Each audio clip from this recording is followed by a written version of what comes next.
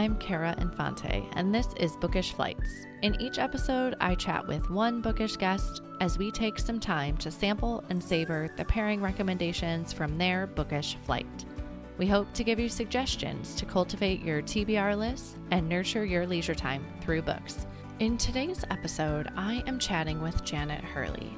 Janet was born and raised in the Hudson Valley of upstate New York before coming south to the University of North Carolina at Chapel Hill for its undergraduate creative writing program.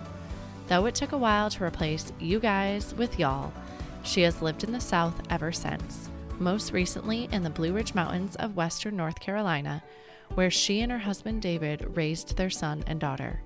After receiving an MFA in creative nonfiction from Lesley University in Cambridge, Massachusetts in 2008, Janet published feature stories and profiles for North Carolina-based magazines State and VERVE. She also ran a small business, True Inc., which provided creative opportunities for young writers.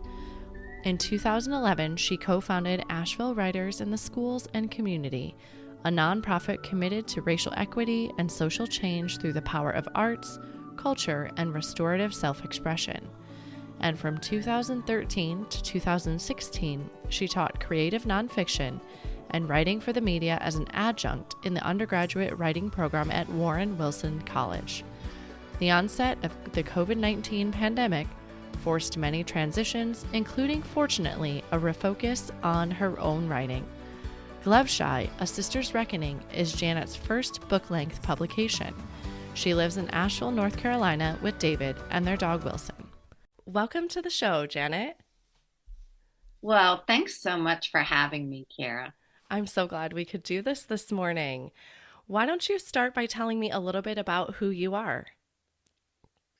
Well, I'm a writer, and at this point in my life, I'm still working. I'm 61. Okay.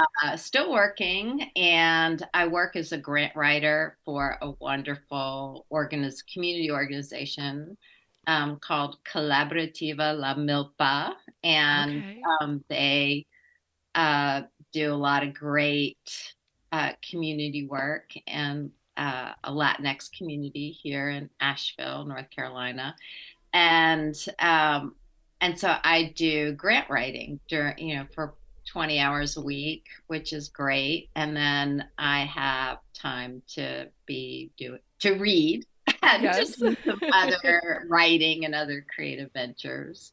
Yeah, and I imagine that grant writing is very different from the writing that you're doing, your creative writing. So you're getting to use, a different part of your brain as you then step into the role of creative writing. Yeah, it's interesting. I mean, there are some parallels with grant writing in that drafting and then curating, right? Curating language, because depending on the funder, which could be a county government, or it could be an individual family foundation, a private foundation.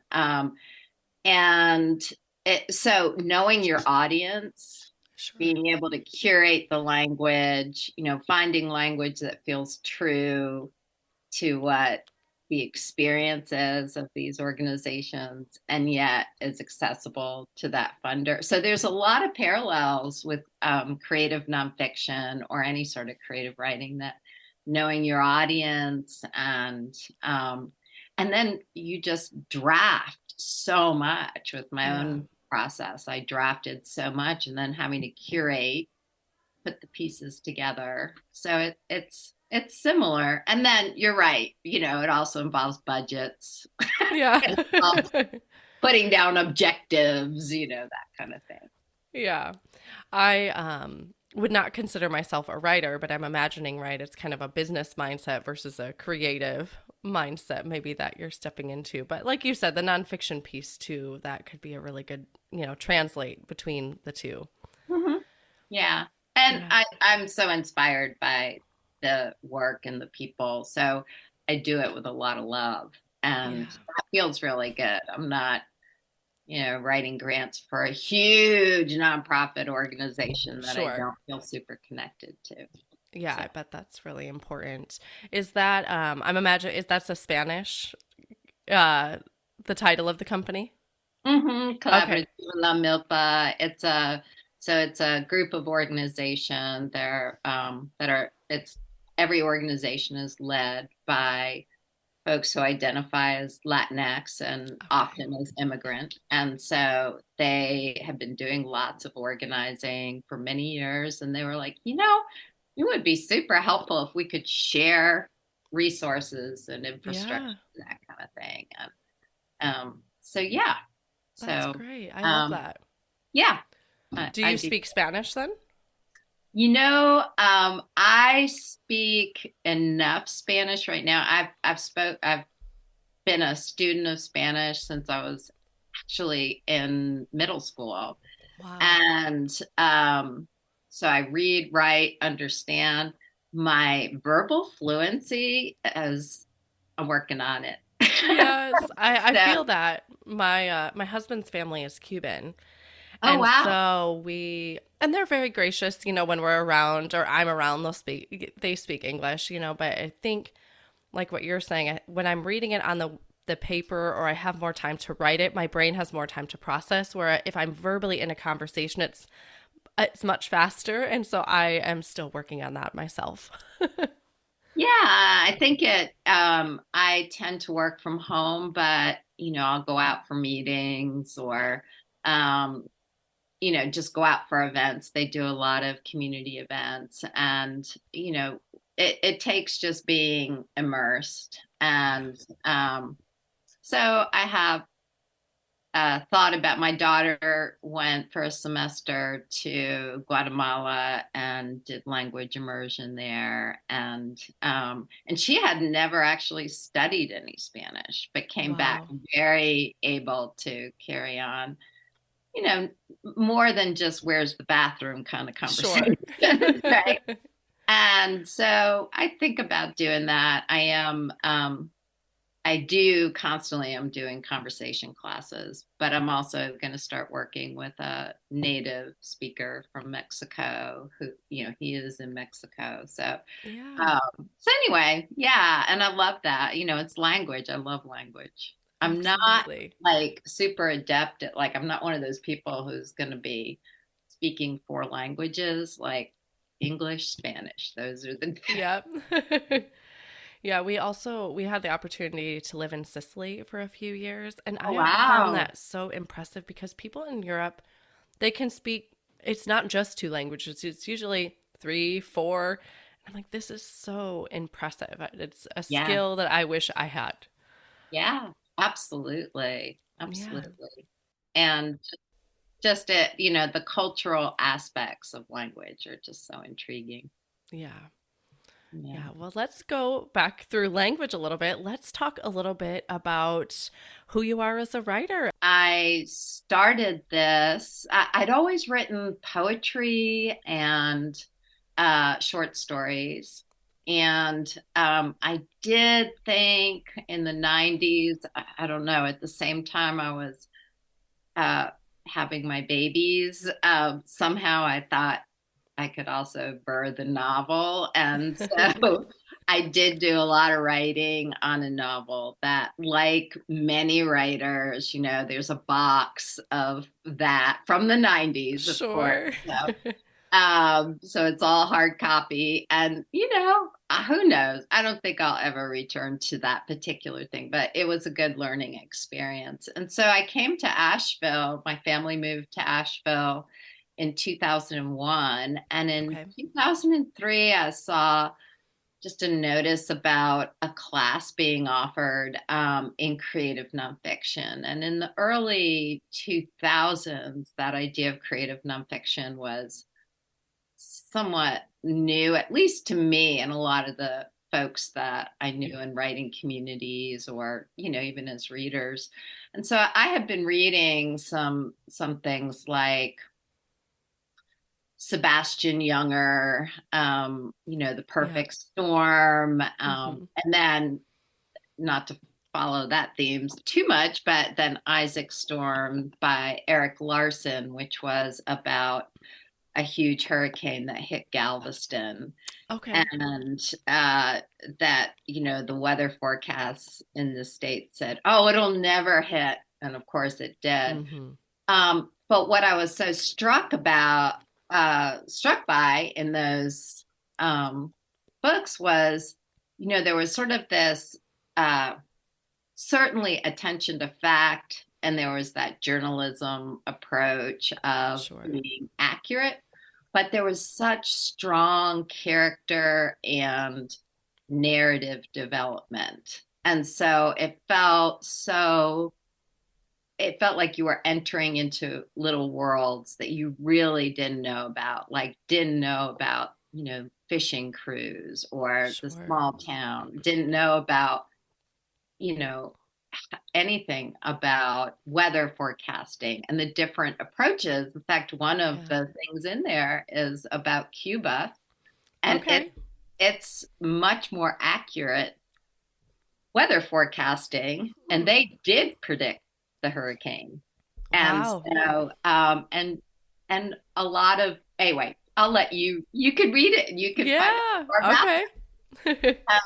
So I took this class just like on a lark, and I thought, that's what I'm going to do. I'm going to write, I'm going to find like small worlds, not small in import, but things that I could go into that were exciting for me to explore, and got in there and started writing these pieces about my brother, who by that time he had died about 13 years earlier. And he had been an amateur fighter and trained. He was the protege of a world heavyweight champion, Floyd Patterson. Floyd Patterson was in that realm. He was late 50s, early 60s. And then Sonny Liston, Muhammad Ali. Wow. And he lived in the 70s. Well, he lived for most of, my growing up in New Paltz, New York, and in the Hudson Valley. He lived there, and he had opened up a gym where he invited young men to come and train. And my brother was one of those, and it was just a huge part of my life. He was 4 years older. I'd followed him everywhere. I would always say I adored him. He let me. That kind of thing. And I was 11 when he first got into this, and I just became obsessed with boxing, with this. My brother was getting written about in newspapers. He was quoted in People magazine. He was, there was just this celebrity around Floyd. And that encompassed my brother from my 10-year-old brain, and my family. And I read Ring magazine as a 10-year-old girl. I just got into it. So I started writing these pieces about that. And then the instructor at the time, who's now a good friend of mine, Sebastian, he just really gave me great feedback and kind of invited me into a conversation about, is this something that you would want to do in a more robust way, like enter into like a memoir. And so there I went, unknowing, very naive. So when was that? What year was that when you decided to do that? So that was 2003. And so I worked, my children were still small.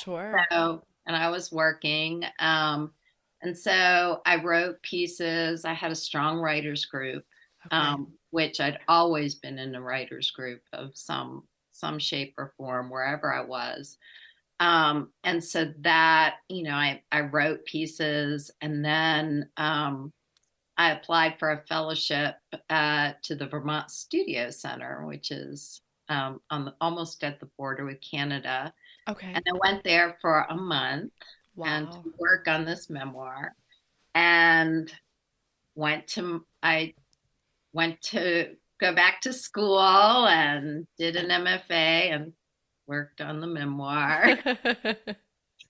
And then when I came back out and I started True Ink, which was, just a response to seeing my children in in school get to a point where they loved writing stories. They Yeah. loved it, or verbally telling the stories. And then they get to third and fourth grade, and suddenly in North Carolina at that time, there was the fourth grade writing test.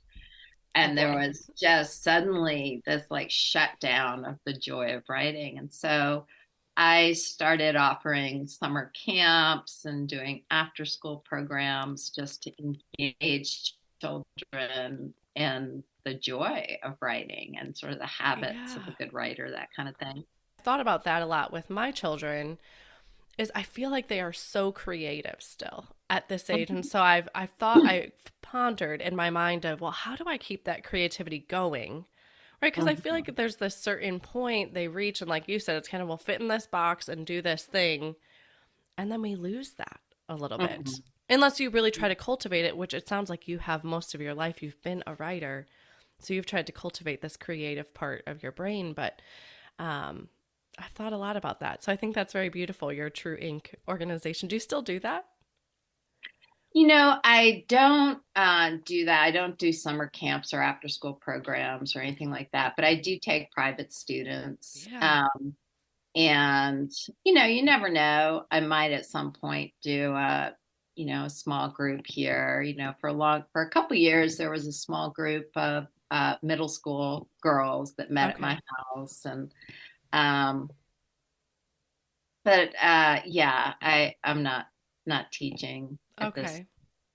Well, Facilitating is really more of what I did. yeah. Um, yeah, providing opportunities for children and youth. I mean, Yeah. at one point I was working with the homeschool community here in Asheville, and sometimes the kids were as young as first grade. And then I was also teaching a class for retirees in memoir writing. So I had this range Wow. of, and it was so fun. And Yeah. there were times I was like, not so different. Yeah. Very young, just in terms of building confidence and Yep. exploring language. And so I think for a lot of kids too, the doing a summer camp or everything, for younger children through even, the end of middle school is very social. There's like a real Yeah. sociability. So even though we would have what I called psychic space for them to sit down and actually write, we did very experiential activities. We would go on noticing walks. We would eavesdrop, which kids love. They loved going down for a walk down the main street here in Asheville and eavesdropping on conversations because they're Yep. not supposed to, right? And we would go to places where they would be just they were looking for juxtapositions, and Wow. even a kid who's like in third grade gets the idea of juxtaposition. Like, remember one time a kid found there was a high heel next to a dumpster, and the high Okay. heel was in good shape. It was very pretty, Yeah. and just writing like, whoa, that's so cool, and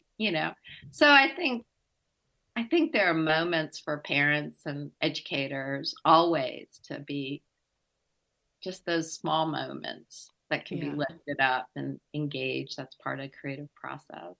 Yeah. And Yeah. like you said, just more be a facilitator, I guess. I think that's a good, watching for that and helping facilitate that.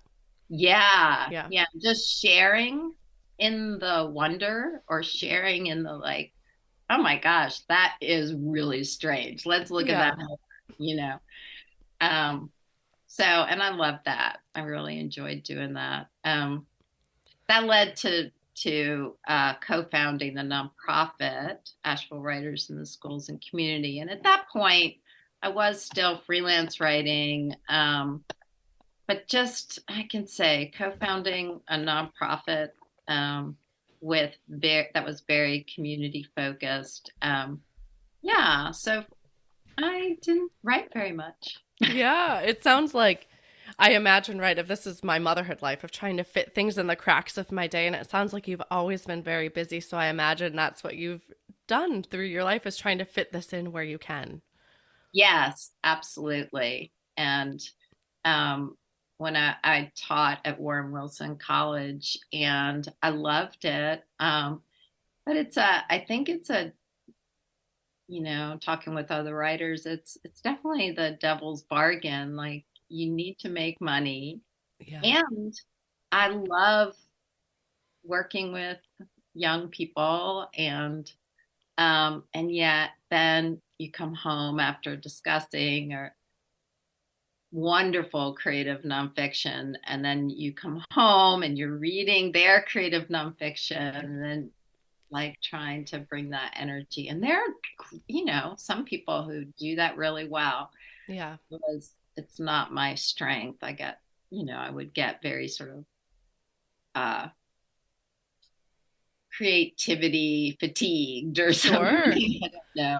Yeah. And that's a side of writing. Now that I've done this a little bit more and talked to other authors, I never thought about, right? They're like, well, yeah, sometimes I can't even pick up a book because I've been so immersed in words all day long. Mm-hmm. And they're like, it's hard to then go read a leisure book to unwind because I've been writing all day. And I'm like, gosh, I never thought about how that would take away from your reading life. Yeah. Potentially. And it's interesting because I just think that as a writer, you have to be a reader. You have to be a dedicated reader. And, I was lucky when I was doing my MFA. We read constantly. We worked with our advisors to create a list of books that we thought we wanted to read, and then we're given books that they thought we should be reading. And then we were, writing about those books. And I think it's so important. Yeah. Well, this is a great segue, I think, to talk a little bit about who you are as a reader. What type of books and genres do you enjoy to read? If anybody recommends a book and I really, know that person and respect them and all that, I would read anything, even if it would be like, really, the zombie thing, I'm not sure I want to be a zombie apocalypse person. But generally, I am drawn to memoirs. I am drawn to historical fiction, which my flight today involves historical fiction. Yeah, that's my favorite. Really? I'll do my little dance here. Oh, that's great. But like I said, I read a lot of novels. Gosh, I don't read a lot of poetry. Okay. I also love really good collections of personal essays. Okay. I'm a big fan of essay writing. There's, personal essays. Also, there's some that are known more as familial essays, which just are,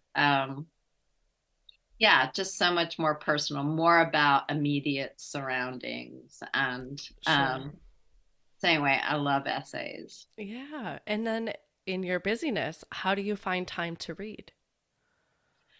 Oh, well, I read at night. I mean, my grant writing and the other things that I do. I'm definitely a person that I read. Well, I read first thing in the morning when I get up. I've always been an eat a meal and read person.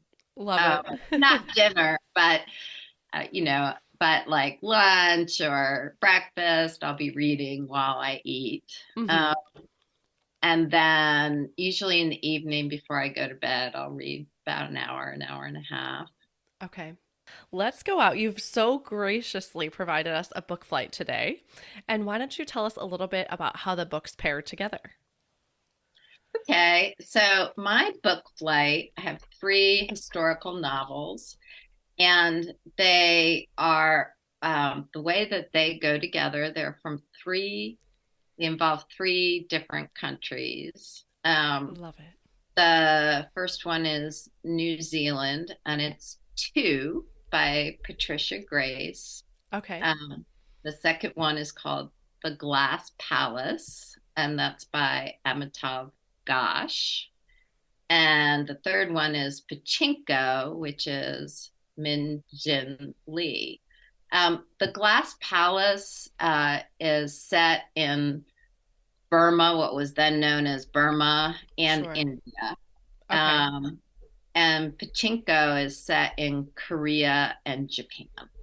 Okay. So, what ties them together for me is that they're all written by folks who are either native of these places, who two of them, Patricia Grace and Amitav Ghosh, actually grew up in these countries. Okay. Min Jin Lee is of Korean descent, and I think everything I've read about her, she lives in New York City, and I'm pretty sure that she's Korean American. They all concern the impact of colonialism, Okay. and they all provide these really amazing narrative opportunities for readers to understand the impact of colonialism and to learn about histories that are not lifted to the surface very much. So I can go into each one a little bit more. I would love that. Please do. So Patricia Grace is a Maori writer from New Zealand. She was the first Maori woman to have a collection of short stories published. Wow. Okay. And she's written, she has a lot of books and short stories on her resume. So Two is the story of three Maori young men who were historically, they were part of the Maori battalion that went to fight during World War II in Italy. Okay. And so the main protagonist is the protagonist, and he's an old man when you first meet him, and he's telling the stories to his nieces and nephews, and that's Two. And Two was a Maori warrior god. And so it goes through just, first of all, this sense in New Zealand, because New Zealand, as under the colonialism of Britain, it was just very interesting to me that, for the Maori community, that idea of like supporting there was sort of the older guard in the Maori community, that they were, so much about survival under a colonialist rule. And that belief that, you needed to go and serve in this battalion. And then there were, the Maori younger folks mostly that were just saying, no, we've lost so much. But in the end, these young three men, one was a cousin, two brothers, go to Italy. And there is just all that trappings of the glory of war, that they're going Sure.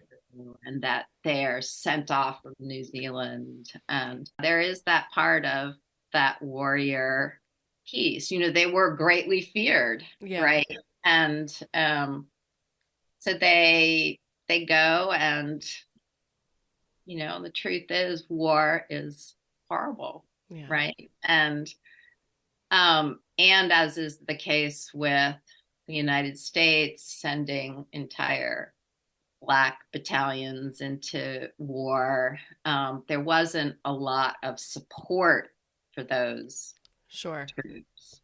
Yeah. So, uh, the loss of so many of these Maori men, and then coming back to New Zealand, and just having to deal with all of the impact of that. So Wow. it's a really beautifully written book, and I really admired Patricia Grace for writing. Like, she did so much research, but she'd also had so many stories handed down to her.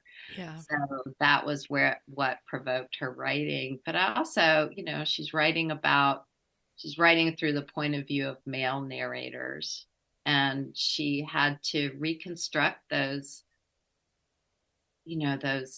spaces that these men were in when they were in Italy, and fighting. Yeah. And I thought she did a really great job of not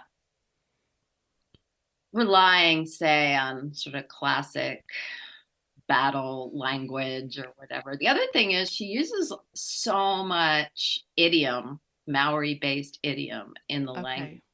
And I really enjoyed that too. Even Yeah. as I would have to reread, oh, okay. It Yeah. just really got the culture across. Wow, that sounds like a really beautiful book, and I love reading books for that reason of feeling like I'm learning about, events in history, but also the Right? culture so much as well. I love when books transport me that way. Absolutely. Absolutely. And I love that you use that word, that transporting, because that, when I was thinking about the books for the flight, that's what really comes up. Like, what is it that's taken me Yeah. um, away? Yeah, you Just, get lost in the pages, right? yeah. And like you're saying, right, we gain a greater appreciation for what I the very little I knew of the Maori culture, right? But after reading this, I would know so much more, right? And it'd be such a deeper connection of Yeah. understanding. Just day to day, and within the community, the things that they're grappling with, Yeah. struggling with. Um, and yeah, I just really enjoyed it. So the next book is The Glass Palace. Okay. Oh gosh. And it could be gauche. I probably should have Googled it and listened to a pronunciation before I came on here. So this author grew up in India, in Calcutta, um, and he is prolific. And Okay. I read The Glass Palace, and then a good reading buddy of mine, we share books all the time and go Love on it. long walks and unpack the books that we're reading. Um, and we would just exclaim, "Oh my gosh, look, he has this book or that book. Oh my gosh," And Yeah. last year we read almost everything that we could find that he had Wow. written. They all tend to be very epic. Um, Okay. and this one is, it's beautifully, beautifully written. And so it starts out in what is now Myanmar and was Burma. And there's a young protagonist, a boy who is Indian, but because of, just from a very impoverished family. And he had taken a job on a boat that brought him to Burma at like the Wow. age of 12. And so he is there when So this is again a colonial, story about Sure. colonialism. And so he is there as suddenly the world, and particularly the Britain, discovered that teak wood was very valuable. And Okay. so there's a lot of resistance to these British companies coming in, even as um, folks from Burma were setting up their own teak companies. And Okay. so it follows his story. The Glass Palace was the palace of the royal family of Burma. Okay. And that falls. And I think he's probably 13 or 14. He's like living on somebody's porch, basically. Wow. And he goes into the palace and he sees this young girl who's probably 12, and she's one of the royal maids. But of course, the royalty escaped and they left Yeah. everybody behind to deal with everything. And so he helps her to get out, and then he becomes kind of obsessed with the idea of her and decides he needs to get into teak too, um, Okay. to make enough money to support her. So it follows their journey. It also goes into the royal journey. They go and live in India, and then there are all of these uh, sub stories, sublines, like, so you see your main character, and they have he finally gets the woman that he loves, they have Okay. children, but there's all of the impact of the economic pressures from Britain and other countries that Yeah. want to come, and basically, they're decimating the local economies. One of the things that I learned from it was that, in India, there was so much status as a young Indian man to go into the military, which was really British military, Yeah. even if it was all the officers were British. So you couldn't actually make your way up to the top, but you could Wow. be part of it. Um, but then there was the independence movement in India, sort of that pre-Gandhi um, Yeah. place. And one of the things I found interesting was that there was some of the folks who were involved in like saying, we need to overthrow British rule here. And they went to New York, and they, what was then, I think, called Sinn Féin, Okay. um, or the IRA. There were these Irish revolutionaries in New York, and they talked about how, because they were wanting to overthrow British rule. Yeah. Hurley is a very Irish name. Okay. And so I was just so fascinated by that. Wow. Um, and so anyway, it's an epic. I think the thing at the very end, there's a young man who has totally bought into the military, the Indian military, and he goes to Burma, as part of like to overthrow the revolution there as like a British soldier, a young Okay. Indian man. And he gets there, and there's this whole beautiful chapter almost of suddenly his like, whoa, these people look like me, they Yeah. want the same things as I do. And it was just so beautifully, achingly written. I just Yeah. love it. Well, it sounds like you said, like an epic, like sweeping story of all of this. And I would love the ability, pick it up and learn through the pages because that is something in a world I know nothing about. Right. And I Yeah. didn't either. My friend is also, she's Indian American, first generation, and she didn't either. And so she felt like for her, this was so important to read and to be understanding more. And she goes back to India to visit family. But again, I think just like here in the States, there are just so many things that our children don't know about. Yeah. Right? Our history, for good and for horrible, Yeah. they need to learn about. So, yeah. And I think that is life though, right? I mean, it's a lifelong journey of learning.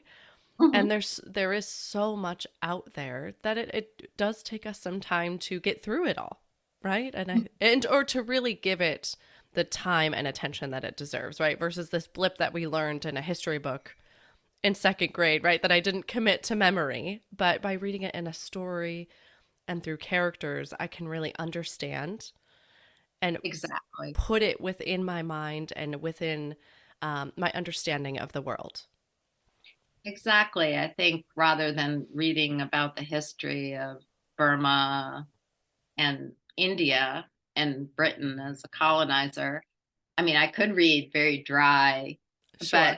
but and there's some people who probably prefer that, but I just think it's so compelling to read those narratives and the characters especially. Yeah, I think for me that's where the impact comes in, right? And again, there are people that enjoy nonfiction, but for me it doesn't hit me the same unless I feel like I've dove into the storyline a little bit.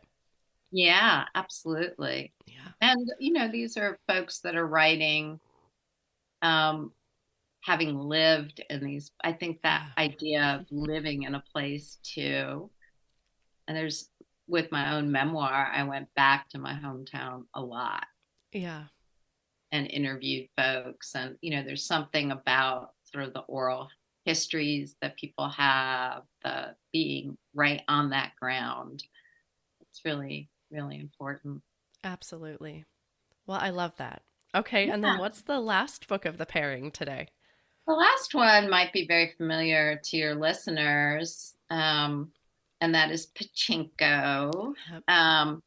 Pachinko, I read before Apple TV made its series. I didn't even know it was a series. I'm not much of a TV watcher, I'll be honest. So I missed a lot of that, but I didn't know it was adapted into a TV series. Yeah. Okay. It's on Apple TV. But I had read this again with my friend, my good reading buddy. So I had read it, or she read it first and recommended it. Okay. And I can say just at the offset that as I got near the last third of the book, I kept checking to see how many pages I had left because I didn't want it to end. Okay. So rare that there's a book that you're like, oh no, don't end. Don't end. Don't end. I mean, did you have a little bit of a book hangover when you were done where you're like, I don't know where to go from here because I need to process what I just read?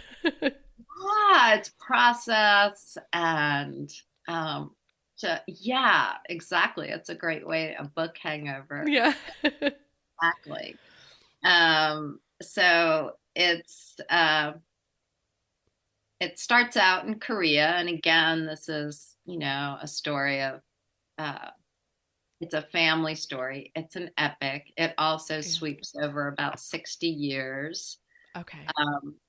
And there's a young woman in Korea who,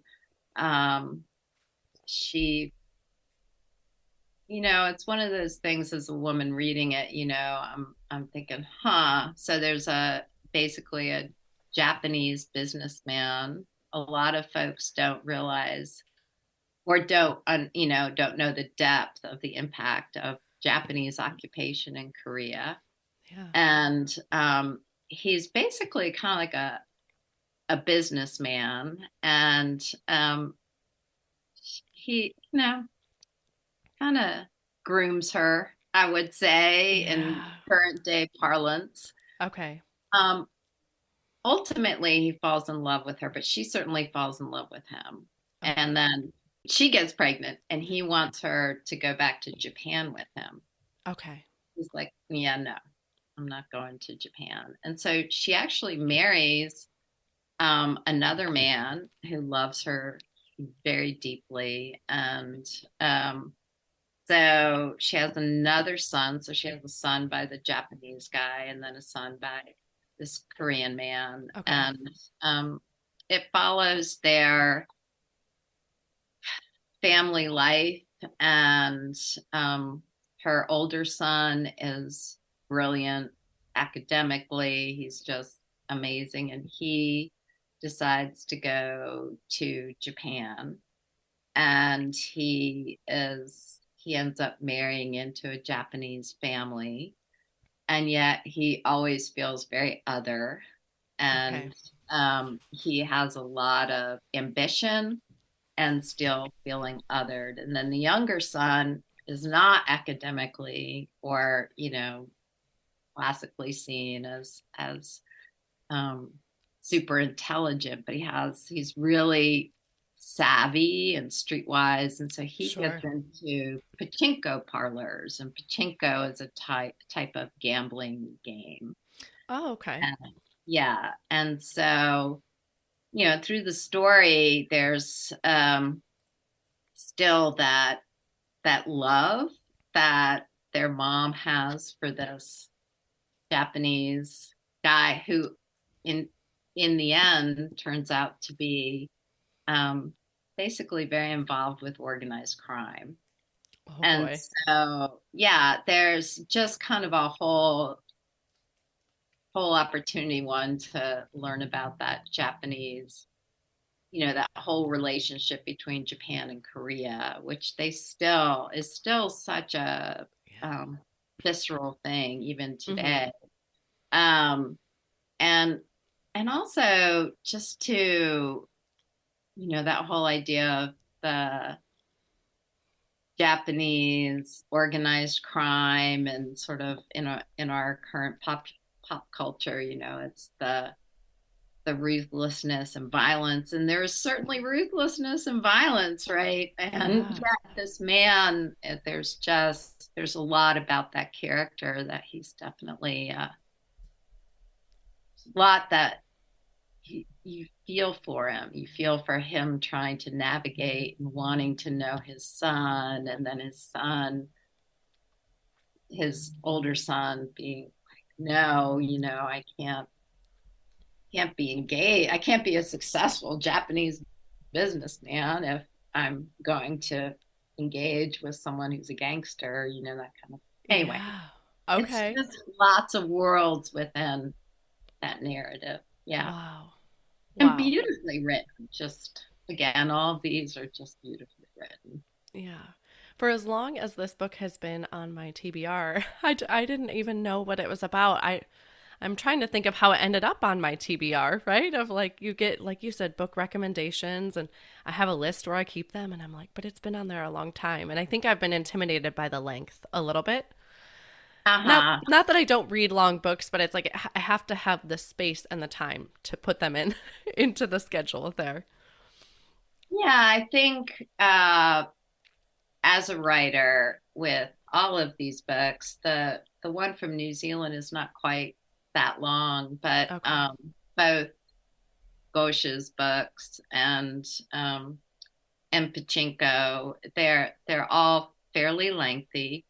They are very skilled, though, in moving the narrative, right? Yeah. They're not like quickly like a very commercial, popular thriller, like Sure. boom, boom, boom, boom. It's not that, but they are really good at just drawing the reader into like you just definitely can't put it down kind of thing. And that, lengthy books need that kind of work, where you don't put it down and then come back months later or something. Yes. Yeah. Well, and it sounds like the authors do a great job of, I want to say taking care of the reader in the story. That's not what I mean, but of drawing you with them, right? They do such a good job with it. It sounds like that it's worth the read. So, and investing the time to it.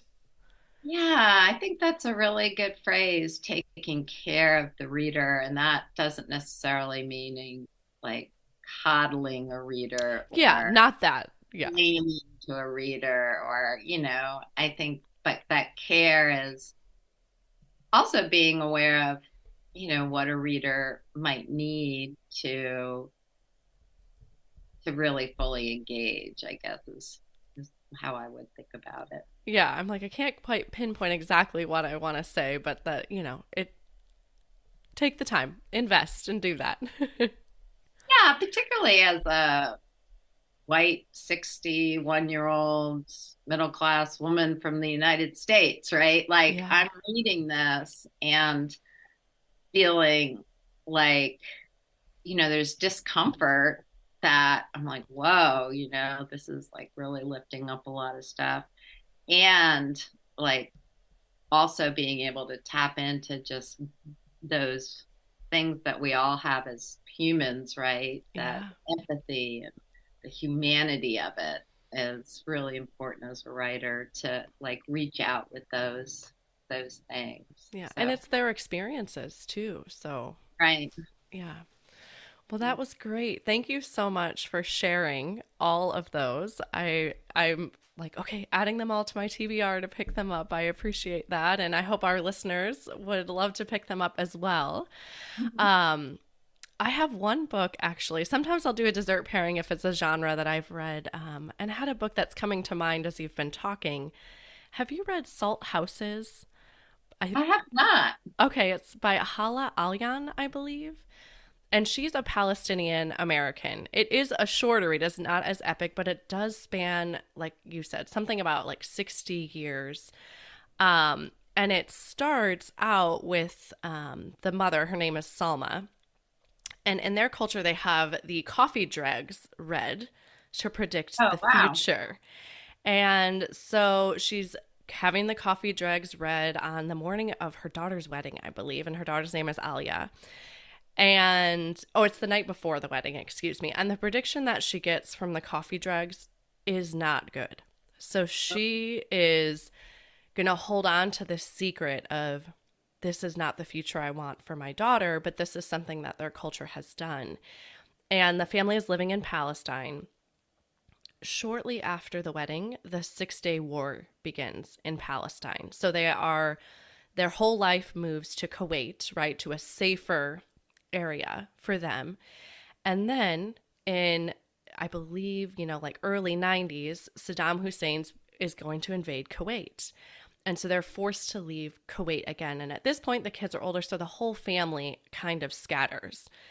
And the story just spans these years of one family went to the United States, another family stayed in the Middle East. I'm forgetting what country they stayed in at this moment, but but their family trying to stay connected through the years, maintain the traditions of their culture despite all of this resettlement they've had to go through all these constant conflicts in the Middle East. And it's multiple family perspectives, so there's multiple storylines going on, but it's all of the same family. But as the kids get older, it's their individual families. And it was very beautifully written. There's a lot of heartbreak into it, right? If you can imagine having to resettle your family and the scattering of your family, but it was very beautiful. And I learned so much about that area of the world that I did not know in reading it. Wow, that So sounds like it's right up my alley. yeah, it kept pinging in my brain as you were talking because, like I said, I love to give a little thank you for coming on the show, give you a little dessert pairing of a book that you might like, but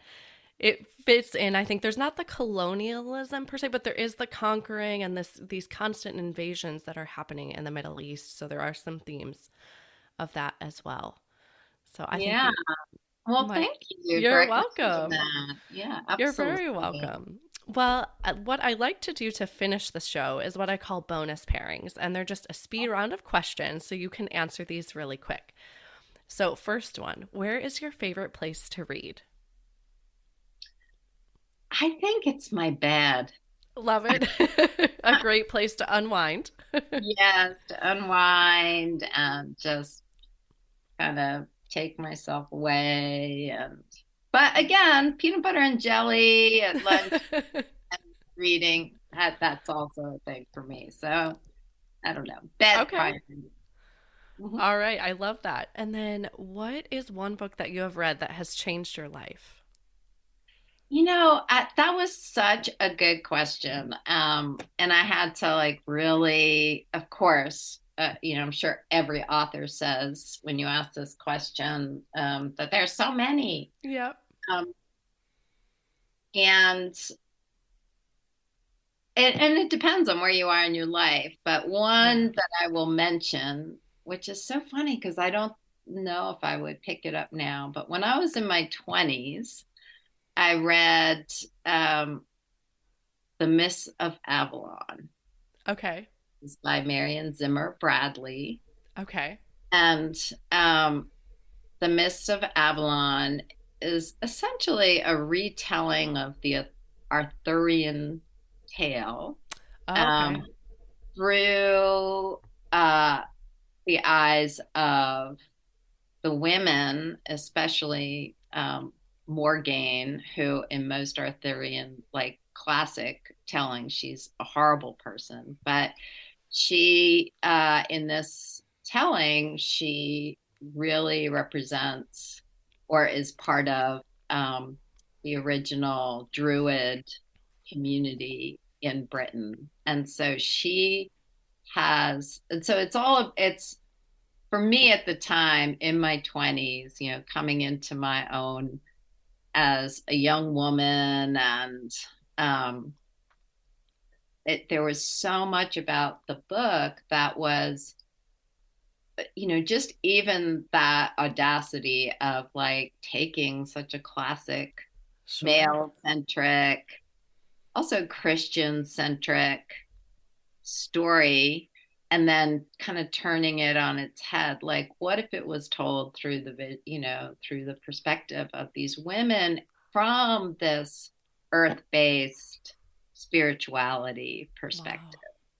And for me, I can remember just reading and reading and feeling like I was walking around with this whole new sense of me. And I Yeah. don't know, like I just loved it. I can tell you that I am not a fan of most of her other work, but But this one hit you.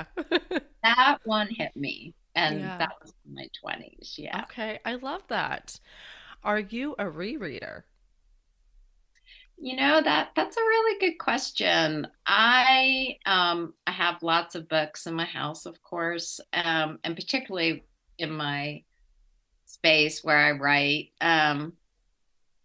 and do my work. And I often will pull books out, remembering something that I want to read it again to kind of for craft purposes, Okay. or I'm not a big rereader, mostly because there's just so many books, new books. I feel you on that one.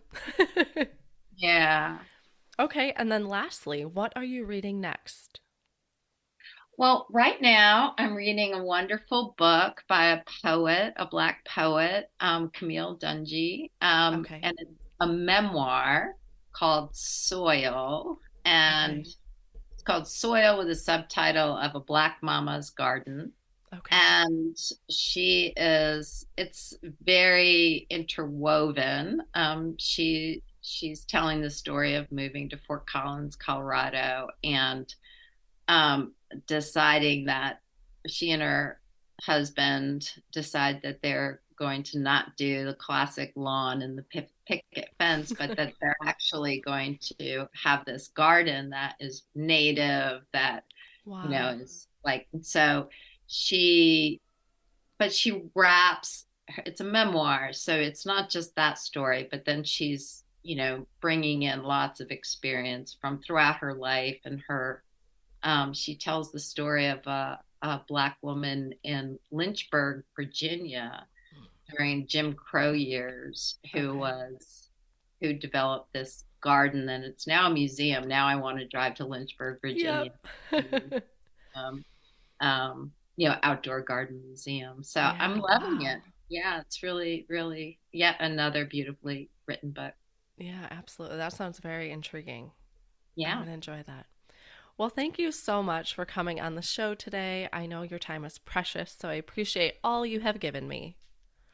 Well, thank you, Kara. It was really fun just getting ready to be thinking about books. It's kind of like thinking back through memories of family or something Yeah. like that. And so that was really fun. And so I really appreciate you for Yes. creating the podcast. Oh, well, you're so welcome. Thank you.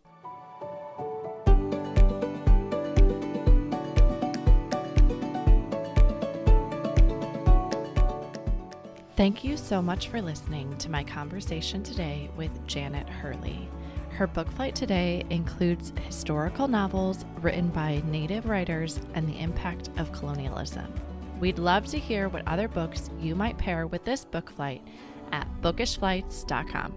That is also where you can find more information on today's flight and any other books that we talked about today. I want to inspire a community of readers. So whenever you share a post about what you are reading or what you are picking up next, especially if you have heard about the book on the show, please tag us. Follow us on Facebook or Instagram at Bookish Flights. This is a brand new show, so if you enjoyed it, please head over to Apple Podcasts and give the show a review. Your review not only helps me, but it also helps the show reach others. Make sure you are subscribed on Apple Podcasts or Spotify to make sure that you will not miss an episode. That's it for this episode. Thank you so much for listening. As Emma Thompson said, I think books are like people in the sense that they'll turn up in your life when you most need them. Cheers to you, dear readers. Until next time.